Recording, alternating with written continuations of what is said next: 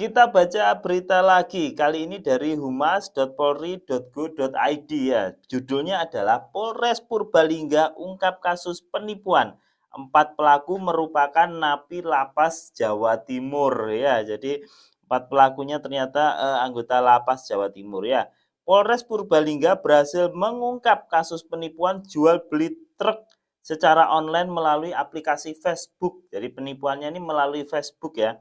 Tersangka yang berjumlah 4 orang ternyata merupakan narapidana dari salah satu lembaga pemasyarakatan di Jawa Timur. Nah, ini ternyata pelakunya ini dikendalikan dari dalam lapas di Jawa Timur.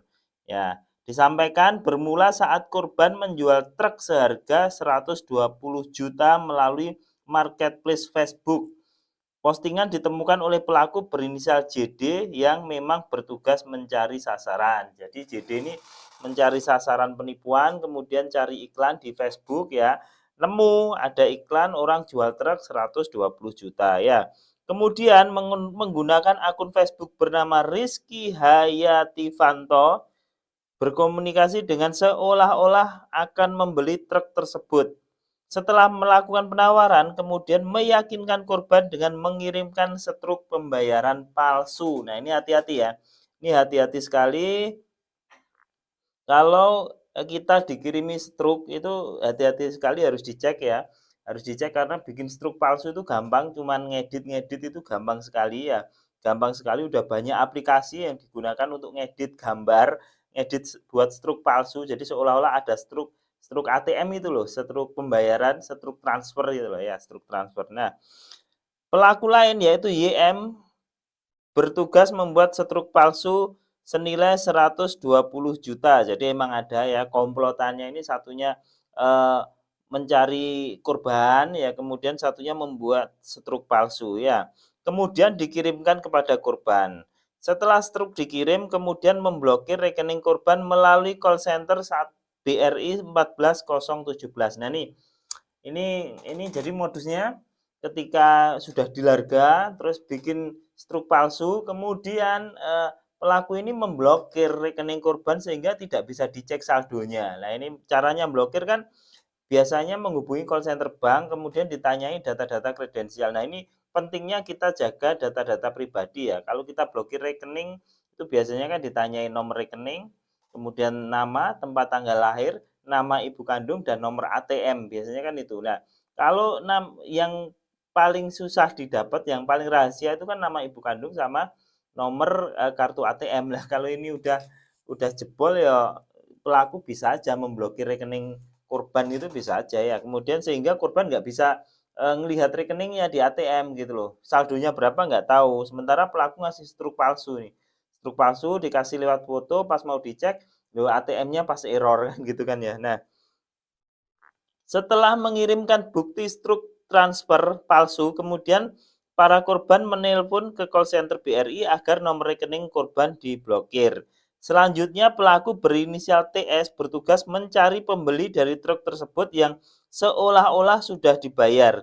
Mereka mencari sopir melalui Facebook untuk mengambil truk tersebut di Purbalingga dengan sistem terputus. Jadi cari sopir ya, kemudian untuk mengambil truk gitu kan ya. Nah, sopirnya ini kan datang kemudian ngambil truk. Lah sopirnya ini nggak tahu apa-apa. Ya kan bisa jadi sopirnya ini nggak tahu apa-apa. Jadi korban nih penipu ini pinter banget mengendalikan penipuan, ini pinter banget. Jadi nyuruh sopir datang lah. Kemudian si pelaku ini mengintimidasi korban, sudah tak transfer kok. Aku sudah jauh-jauh kirim sopir. Lah biasanya seperti itulah. Sementara si korban ini nggak tahu mau ngeceknya gimana, kan ATM-nya diblokir. Jadi kan kadang percaya aja akhirnya, oh ini udah ada bukti struk transfer, kebetulan lagi gangguan, ya udah truknya dibawa kan gitu kan ya. Truk kemudian diantar ke Sragen dan pelaku mencari sopir lainnya melalui FB juga. Antara sopir satu dengan lainnya tidak saling kenal. Begitu juga sopir dengan pelaku. Pelaku keempat TF yaitu mengetahui perbuatan yang dilakukan oleh 3 pelaku, dia juga mendapatkan bagian dari hasil penjualan truk. Kejadian tersebut berhasil diungkap setelah unit Tipiter dan unit opsional Satreskrim Polres Purbalingga melakukan profiling terhadap media sosial yang digunakan oleh pelaku, dan hasilnya didapati lokasi pelaku berada di wilayah Bojonegoro. Nah, ternyata pelaku ini berasal dari Bojonegoro setelah diprofiling oleh pihak kepolisian.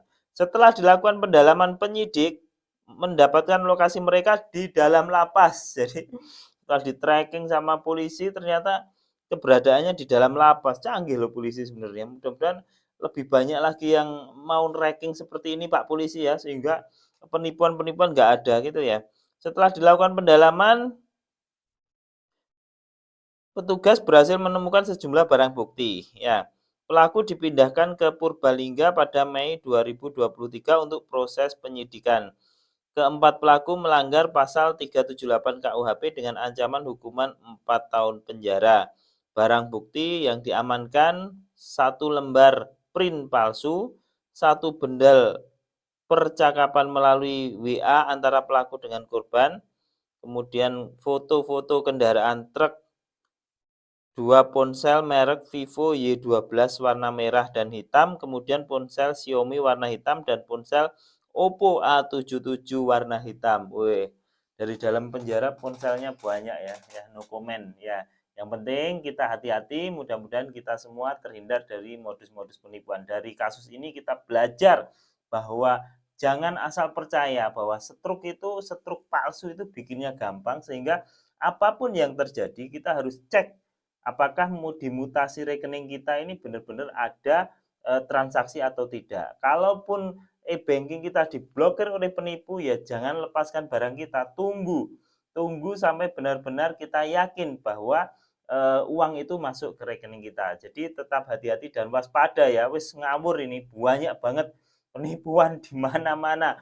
Di mana-mana penipuan, modusnya macam-macam, bahkan dari dalam lapas pun. Nah ini, dari dalam lapas pun sudah bisa mengendalikan penipuan. Jadi canggih bener ini. Komunikasinya tak akui hebat banget ini penipu ini. Jadi kok bisa meyakinkan korban. Maka sekali lagi aku jadi bingung. Ini sebenarnya penipu yang kelewat pinter gitu, atau korban ini yang sangat lugu. Jadi banyak penipuan yang seperti ini.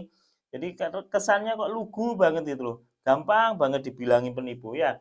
Pokoknya intinya satu ya dari kasus ini. Cek mutasi rekening ya, mutasi rekening apapun itu.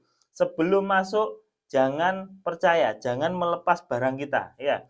Mutasi rekening. Kalau kasus seperti ini rekeningnya diblokir ya, karena pelaku tahu identitas kita, seperti kan kalau mau blokir, tak ulangi ya. Orang itu kalau mau blokir itu butuh nomor rekening, kemudian nama, tempat tanggal lahir, kemudian nama ibu kandung, kemudian nomor ATM. Nah, kalau ini sampai bocor ke pelaku atau penipu, maka penipu bisa memblokir rekening kita. Kalau udah kayak gini ya, upayakan rekening kita dibuka dulu, cek mutasi, kalau udah masuk ya baru barang dilepas. Kalau belum, tunggu sampai masuk di mutasi rekening. Jadi tetap hati-hati.